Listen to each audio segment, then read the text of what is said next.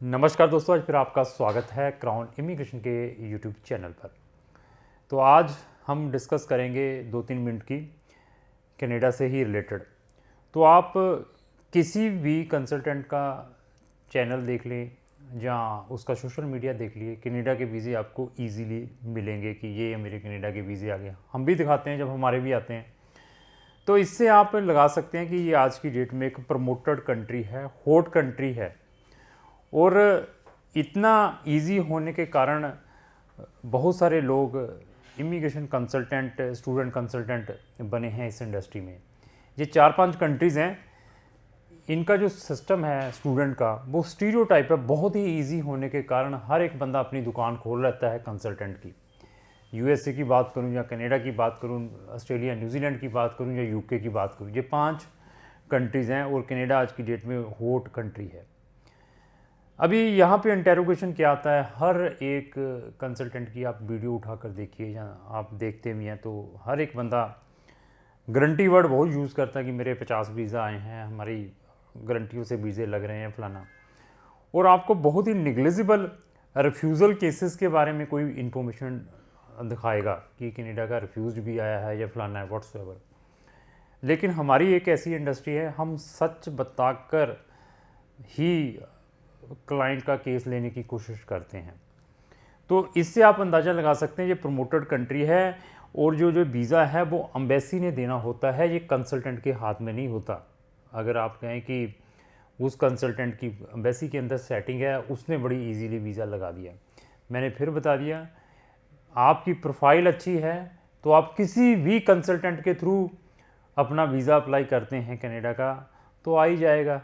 अगर कल रिफ्यूज़ हो जाता है आपका केस, अगर आपका एक जेन्युइन स्टूडेंट है, क्योंकि रश होने के कारण एम्बेसीज़ में जो मेजॉरिटी ऑफ केसेस ऐसे मिले हैं उससे वीक वाली प्रोफाइल को वीज़ा मिल गया, जो उससे मतलब बहुत ही स्ट्रॉन्ग प्रोफाइल थी उसको उन्होंने वीज़ा रिफ्यूज़ कर दिया।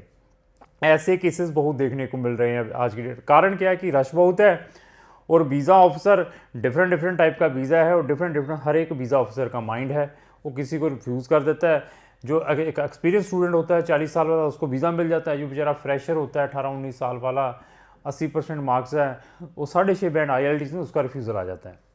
अभी कहाँ इंटेरोगेशन कहाँ पे आती है आगे, तो कॉम्पिटेंसी कब देखी जाती है कंसल्टेंट की, जब रिफ्यूज़ल हो जाता है केस, तो वो आपके केस को किस वे से रिप्रेजेंट करता है, वो मेन इंपॉर्टेंट थिंग है। वीज़ा अप्लाई करना, एडमिशन लेना बहुत ही ईजी, आंखें बंद करके तो एडमिशन आ जाते हैं। आप खुद भी डॉक्यूमेंट भेजेंगे किसी भी रिस्पेक्टिव कॉलेज को, आपकी एलिजिबिलिटी है, they will send the admission immediately. Fees transfer करनी है तो बड़ी इजीली जो IRCC की वेबसाइट है, CICS की वेबसाइट है, उसमें जाइए, उन्होंने अपने सिस्टम को एक्सप्लेन किया हुआ है, आपने GC की कैसे क्रिएट करनी है, क्या क्या उसके अंदर भरना है, उस पोर्टल के अंदर कैसे डॉक्यूमेंट आपने अपलोड करने हैं, उसकी बहुत सारी वीडियोस मिल जाएंगी। उसके बाद डॉक्यूमेंट अपलोड कर दीजिए, कैसे अपने GIC अपना अकाउंट खुलवाना है, सारे स्टेप बताए हुए हैं, और कौन कौन से डॉक्यूमेंट बोल। बट फिर मैंने बताया जब रिफ्यूज़ होता है तो फिर उस कंसल्टेंट की क्या कैपेबिलिटी है, उसकी कलम के अंदर कितनी पावर है, वो कौन सा अपना माइंड अप्लाई करता है आपके रिफ्यूज़ल्स के अंदर, जो उन्होंने ऑब्जर्वेशन लगाई हैं उसको कैसे रेक्टिफाई करता है, तब जाके कंसल्टेंट की कैपेबिलिटी के बारे में पता चलता है। उसके बाद क्या उस कंसल्टेंट के पास अनदर कंट्रीज़ के क्या क्या ऑप्शंस हैं, उसको किस लेवल का नॉलेज है, उसको एटलीस्ट चेक करें। उसके बाद आप अपना केस किसी भी कंसल्टेंट को देने की कोशिश करें। मैंने फिर अपनी वीडियोस में, अभी मैं एक परमानेंट लोगो भी अपनी वीडियो के ऊपर लगाने जा रहा हूँ, नो गारंटी फॉर वीज़ा, मैं वो भी परमानेंट लगा दूँगा। और दूसरा क्या है, हमारे पास, हमारी कंपनी के पास कोई भी पैकेज वाला सिस्टम नहीं है, वो भी हमें बिल्कुल कॉन्टैक्ट ना करें। सर अगर आपकी प्रोफाइल अच्छी भी है, 95% मार्क्स भी है ना, और आपने IELTS में भी 9 से 9 बैंड लिए हुए हैं और हमारी कंपनी के पास आते हैं सर आप मुझे पैकेज के थ्रू दे दीजिए, सारी इन्वेस्टमेंट क्राउन इमिग्रेशन करेगी, तो हम जब वीज़ा आ जाएगा पैसे दे देंगे। ऐसा हमारे पास कोई ऑप्शन नहीं है। वो अपना भी टाइम वेस्ट ना करें, ना हमारा टाइम वेस्ट करें। मैंने फिर बता दिया, हम पैरामीटर के अकॉर्डिंग काम करते हैं। जैसा एम्बेसी का देखने का नज़रिया है, उसी तरीके से हमारा नज़रिया है। एम्बेसी क्या आपसे क्रेडिट कर सकती है? आप एम्बेसी को कह सकते हैं सर मेरे साथ आप क्रेडिट कर लीजिए, जब मेरा वीज़ा आ जाएगा तो मैं आपको पैसे दे दूंगा एम्बेसी के। अगर एम्बेसी आपसे क्रेडिट कर लेती है तो मैं भी आपसे क्रेडिट कर लूँगा, क्योंकि जब आपने भी किसी कंसल्टेंट को केस देना है, अगर वो अपनी व्हाट्सोएवर एंगेजमेंट फीस या रजिस्ट्रेशन चार्जेस लेता है that is non refundable. Even embassies में भी ऐसे ही है, कहते दीजिए जब वीज़ा आपका डिसीजन तब देना जब आप एम्बेसी फीस जमा कराएंगे। और कौन सी अच्छी यूनिवर्सिटी या कॉलेजेस है वो आपको क्रेडिट के ऊपर आपका LOI भेज दे, आपका लेटर ऑफ एक्सेप्टेंस भेज दें, वहाँ पर कनाडा के अंदर कौन सा ऐसा SDS कॉलेज है वो बताइए, वो भी पहले पैसे मांगते हैं ना। तो इसी तरीके से एक तो पैकेज वाले ना मिले, दूसरा हम वो पर्सन कॉन्टैक्ट ना करें जो बार बार गारंटी वर्ड को यूज़ करते हैं। मैंने फिर बता दिया visa is not in our hands, but इसके अंदर मैंने इंटेरोगेशन लगा दिया है। आपका केस देखने के बाद मैं आपको चांसेस बता दूंगा कि कितने के चांसेस हैं आपके, कितने के मैक्सिमम चांसेस हैं आपके इसमें वीज़ा होने के। उसके बाद डिसीजन आपने लेना है, क्योंकि वीज़ा एम्बेसी ने देना है।